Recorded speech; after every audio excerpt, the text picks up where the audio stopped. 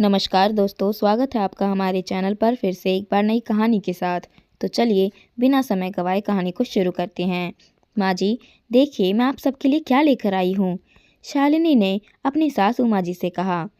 शालिनी सास, ससुर, पति, ननद, जेठ सबके लिए महंगे कपड़े लेकर आई थी, सिवाय जेठानी रमा के। शाम को किचन में रमा को जाते देखकर शालिनी ने कहा, भाभी सुनिए ना, ये लीजिए, जेठ जी और बच्चों के लिए मैं नया टैबलेट लेकर आई थी। रमा ने कहा, शालिनी, एक बात तुम्हें मैंने पहले भी समझाया था और आज फिर कह रही हूँ, इतने महंगे गिफ्ट हर महीने लाने की क्या ज़रूरत है। पैसों की बचत भी करना सीखो। आज की बचत ही कल की काम आती है। तुम पूरी तनख्वाह क्यों खर्च कर देती हो? पूरी एक महीने की मेहनत के बाद ये पैसे आते हैं और तुम खर्च करने में एक पल भी नहीं लगाती। मैं तुम्हें तुम्हारी भलाई के लिए ही कह रही हूँ। इतना सुनते ही शालिनी को गुस्सा आ गया। उसने कहा, भाभी, मुझे पता था कि आप अपना लेक्चर ज़रूर देंगी, इसीलिए मैं आपके लिए कुछ नहीं लाई, ना आगे से लेकर आऊँगी। दरअसल आप ये सब मेरी भलाई के लिए नहीं, अपनी जलन में कह रही हैं। आपको जलन होती है कि मैं आपसे ज़्यादा कमाती हूँ।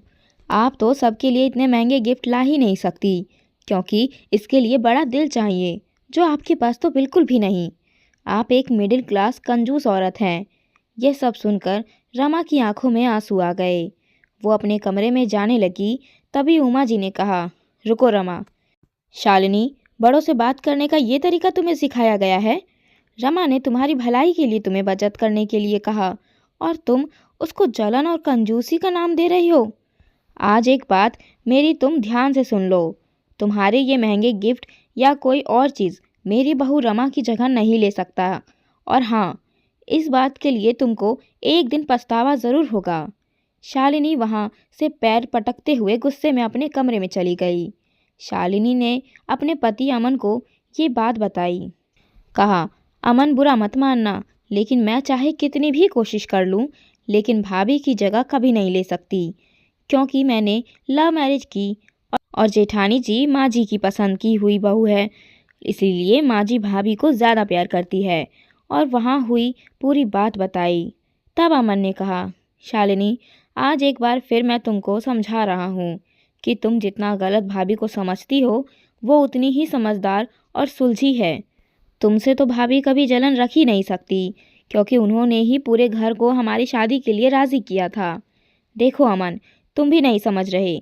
मैं कोई छोटे मोटे घर की बेटी नहीं। मुझे पैसों की कोई कमी नहीं।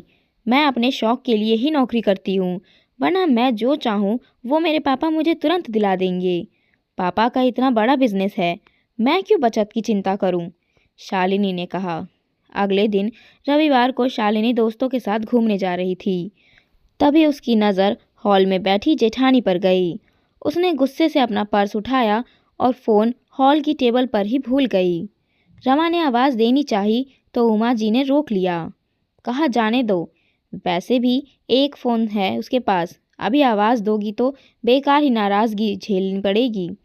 रमा ने करते हुए जैसे ही फ़ोन रखा, देखा तो शालिनी के फ़ोन पर उसके भाई का फ़ोन आ रहा था। रमा ने फ़ोन उठाकर बोलना चाहा कि तभी उसने बिना आवाज़ सुने रोते हुए बताया कि दीदी, जल्दी अस्पताल आ जाओ, पापा को अस्पताल लेकर जा रहे हैं। कहते हुए फ़ोन रख दिया। रमा के साथ पूरा परिवार अस्पताल पहुंचा। वहां जाकर पता चला कि उसके पार्टनर ने उन्हें धोखा दे दिया और धोखे से सब कुछ अपने नाम कर लिया। शालिनी का भाई उमेश मुंह पर हाथ रखकर बेंच पर बैठा रो रहा था। तभी रमा ने उसके सिर पर हाथ रखते हुए कहा, उमेश, क्या बात है, अपनी बड़ी बहन को नहीं बताओगे? उमेश आश्चर्य से रमा को देखने लगा और सारी बात बताई कि अभी पैसे जमा नहीं किए गए हैं तो डॉक्टर इलाज नहीं करेंगे। मुझे और माँ को पापा ने पैसों की कभी डिटेल नहीं बताई और अभी हमारे पास इतने पैसे नहीं हैं और शालिनी दी भी फ़ोन नहीं उठा रही। मुझे लगा वही आएगी। रमा ने कहा, लाओ, मुझे बिल दो और तुम आंटी के पास जाओ, मैं अभी आती हूँ। और जाकर अकाउंट पर पैसे जमा किए। शालिनी ने फ़ोन पर अपने भाई के इतने सारे मिस्ड कॉल देखकर परेशान हो गई। तभी उसको उमेश का मैसेज रिसीव हुआ। जिसमें उसने लिखा था, दीदी पापा की हार्ट सर्जरी हो रही है, अर्जेंट पैसे चाहिए, और उसने उस मैसेज में पूरी बात लिख के बताई। शालिनी भागती हुई अस्पताल पहुंची। तब तक ऑपरेशन हो चुका था। वहां सिर्फ अमन और उमेश मौजूद थे। शालिनी रोए जा रही थी। तब अमन ने कहा, शालिनी घर चलो, अभी पापा को आईसीयू में रखा है, अब कल सुबह ही मिलना हो पाएगा। शालिनी ने अमन से कहा, अमन मुझे उमेश से 1 मिनट कुछ बात करनी है। हाँ ठीक है, करके आ जाओ, मैं कार में बैठा हूँ। शालिनी ने उमेश से कहा, उमेश तूने पैसे का इंतज़ाम कहाँ से किया? क्या अमन से लिया या मेरे ससुराल वालों से? उनको तूने सारी बातें बता दी क्या? शालिनी मन ही मन सोच रही थी कि अब उसको हमेशा ताने सुनने पड़ेंगे और इनके पास होंगे तो भी ये लोग मदद नहीं करेंगे। सासू माँ ने पहले ही कह दिया था। तब उमेश ने कहा, नहीं दीदी, सिर्फ रमा दी को सारी बात पता है और उन्होंने ही अस्पताल के पैसे दिए हैं, बिना किसी को बताए। दीदी वो बहुत अच्छी है, डॉक्टर से बात की और बिना किसी शोरगुल के मदद भी की। अगर आज वो ना होती तो ना जाने क्या होता। वो तो माँ को भी अपने साथ घर पर लेकर गई है। शालिनी सन्न हो गई सुन के कि जिस जेठानी की इज्जत उसने कभी नहीं की, आज उन्होंने ही उसके लिए इतना कुछ किया। घर पहुंचकर उसने देखा कि रमा उसकी माँ का सिर दबा रही थी। शालिनी माँ के गले लग गई। तब रमा ने शालिनी को इशारे में ना रोने की अपील की। शालिनी अपने आंसू को रोकते हुए बोली, माँ मैं चेंज करके आती हूँ। शालिनी ने अमन से कहा, अमन ज़रा भाभी को कमरे में भेजना। रमा कमरे में आते ही बोली, शालिनी मैंने तुम्हें रोने से इसलिए रोका क्योंकि आंटी जी भी कब से रोई जा रही थी और उनका सिर दर्द होने लगा था। वो घर पर अकेली रहती तो ज़्यादा सोचती, इसीलिए यहाँ ले आई कि हम सब के बीच उनको अच्छा लगेगा। तुमको बुरा लगा हो तो? शालिनी ने रमा का हाथ पकड़कर अपना एक हाथ रमा के मुंह पर रख के कहा, भाभी बस, इतना शर्मिंदा मत कीजिए मुझे। आप मुझे माफ़ कर दीजिए, मैं आपको पहचान नहीं पाई। आपकी अच्छाई को आपका ढोंग समझ बैठी। आपका एहसान मैं कभी नहीं भूलूंगी।